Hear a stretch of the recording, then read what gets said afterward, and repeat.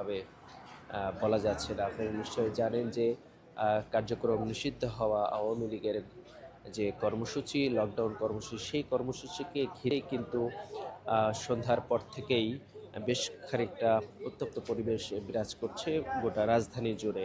এবং পল্লবীতে আগুনের ঘটনা ঘটেছে। এর আগে আমরা দেখেছি ঢাকা বিশ্ববিদ্যালয়ের যে টিএসসি এলাকা রয়েছে সেখানে পরপর দুটি ককটেল বিস্ফোরণের ঘটনা ঘটেছে।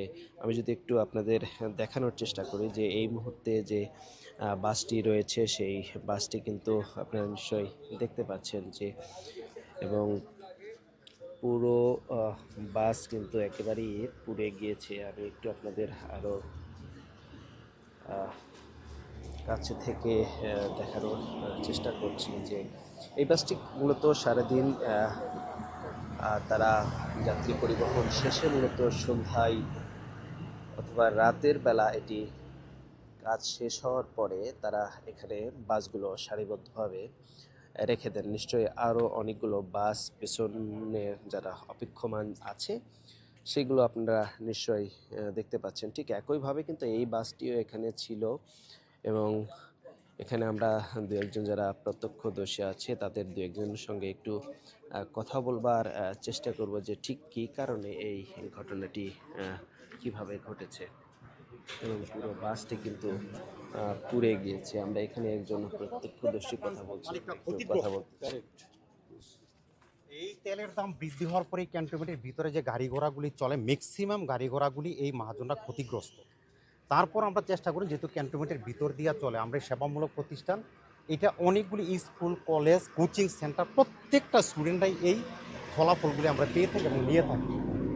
কিন্তু আজকে এই যে বর্বরিচিত ঘটনা, এইটা আসলে জাতির কাছে একটা উদাহরণস্বরূপ এবং ন্যাক্কারজনক। আমরা ধিক্কার জানাই, যাতে কোনো দেশের মধ্যে অপ্রীতিকর সৃষ্টি ঘটনা কেউ ঘটাইতে না পারে, সে যেই হোক। আমরা চাই যারা করেছে তাদের আইডেন্টিফাই করে আইনের আওতায় এনে তাদের দৃষ্টান্তমূলক শাস্তি গ্রহণ করা হোক, দৃষ্টান্তমূলক শাস্তি গ্রহণ করা হোক।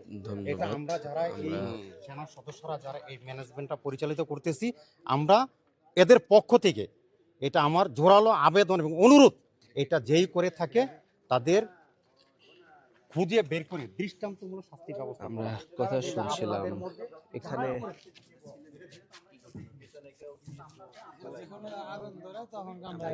কথা একটু বলার চেষ্টা করি আসলে কি দেখেছি এটা আমরা যখন আইছি তখন থেকে এটা দাউ দাউ করে আগুন জ্বলতে আছে, ঠিক আছে। তো জ্বলার তা আমি আসার পরে 5-7 মিনিট পরে দেখি যে ফায়ার সার্ভিস আইছে। তো ফায়ার সার্ভিস আসার পরে দুই যে আগুন নিভাইলো আর কি। তো এটা কে লাগাছে, এখানে সিকিউরিটি আসছিল, যত অতি ফার্স্ট প্রথম সিকিউরিটিগুলো আসলো, কিন্তু সিকিউরিটি 3-4 গাড়ি পিছনে ছিল, দেখে সিকিউরিটিও দেখতে পাই নাই। তো এক্ষেত্রে কে আগুন লাগাইছে, মানে পিছন থেকে লাগাম আর কি, পিছন থেকে আগুনটা ধরাইছে। তারপর আস্তে আস্তে সামনে সামনে পুরাটাই ইয়ে হয়েছে। তো ফায়ার সার্ভিস আইতে আইতে পুরো গাড়ি আগুন ধরে গেছে আর কি। দর্শক আমরা কথা বলছিলাম, আসলে তারা নিশ্চিতভাবে বলতে পারছেন না ঠিক কী কারণে এই আগুন কারা দিয়েছে, এবং এখানে আসলে নিরাপত্তা রক্ষীরাও ছিল, তারা মূলত আরও বেশ কিছুটা পেছনে ছিল। এখানে যারা দুর্বৃত্তরা তারা আগুন লাগিয়ে দ্রুত এই ঘটনাস্থল কিন্তু ত্যাগ করে চলে যায়। এবং এর পরপরই আমরা শুনছিলাম যে এখানে যে ফায়ার সার্ভিস, সেই ফায়ার সার্ভিস আসার পরে কিন্তু আগুন নিভিয়ে তারা চলে গিয়েছেন। এবং এখানে আরও বেশ কয়েকজন কথা বলছেন, আমরা একটু আরও দু একজনের বক্তব্য শুনবো। একটু আপনি এই সামনের মাঝখানটায় মাঝখানটায় থাকবেন, মাঝখানটায় থাকবেন আপনি। আমি সুন্দর করে বুঝাই দিয়ে গেছি, অথচ আগুন লাগার সময় আমি একটা ভিডিও দেখলাম যে সিকিউরিটি গার্ডের একজনকে এখানে দেখিনি। সিকিউরিটি গার্ডের গাফিলতির কারণে আমার গাড়িটা আজকে জ্বলা শেষ হয়ে গেছে। গাড়িটা আসলে পুরা শেষ। ভিতরে কি পরিমাণ ক্ষতি হয়েছে আমি ভিতরে মানে ঢুকে এখনো আইডেন্টিফাই করতে পারতেছি না। মানে 80% মোটামুটি গাড়ি পুরো শেষ। গাড়ি শেষ বলতে এই গাড়িটার পেছনে আপনি কেমন খরচ হয়েছিল, এখন সারাইতে গেলে বা কি পরিমাণে ক্ষয়ক্ষতি হয়েছে, কত টাকা এখন যদি আমি এই গাড়িটার পিছনে কাজ করতে চাই, গাড়িটা আবার পুনরায় রানিং করতে চাই রাস্তায়, মিনিমাম 10-12 লাখ টাকা চলে যাবে। কেমন পড়ছিল গাড়িটা ইয়ে করতে? গাড়িটা আমি যখন কিনি তখন আমি এটা সেকেন্ড হ্যান্ড কিনছি 13 লক্ষ টাকা দিয়ে। আচ্ছা, 13 লক্ষ টাকা দিয়ে কেনার পরে এই গাড়িটার পিছনে আমি আরো 5 লক্ষ টাকার কাজ করাইছি। এই গাড়িটা হচ্ছে আমাদের রোডের ভিতরে সবচেয়ে সেরা গাড়ি, নতুন গাড়ি আর কি। একদম নতুন গাড়ি। মোটামুটি আমি গাড়িটা নেওয়ার পরে আমি আমার মন মতন করে গাড়িটাকে সাজাইছি। গাড়িটার ভিডিও একটু আছে আমার, গাড়িটা যখন আগে ছিল ওটা দেখলে আপনারা বুঝতে পারবেন।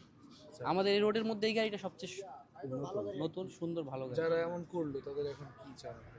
আমি তাদের দৃষ্টান্তমূলক শাস্তি চাই। এই জ্বালাও সন্ত্রাস করে কিন্তু এই দেশে কেউ টিকতে পারে নাই, ভবিষ্যতে টিকতে পারবে না। দর্শক, আমরা কথা বলছিলাম যে এই বাসটিতে আগুন দেয়া হয়েছে, সেই বাসের যিনি মালিক রয়েছে তার সঙ্গে কথা বলবার চেষ্টা করছিলাম। তিনি যেটি বলছিলেন যে আসলে তার এই বাসটি সারতে গেলে আরও অনেক টাকা খরচ হয়ে যাবে এবং এই ঘটনা যারা ঘটিয়েছে তাদের তিনি দৃষ্টান্তমূলক শাস্তিও চেয়েছেন।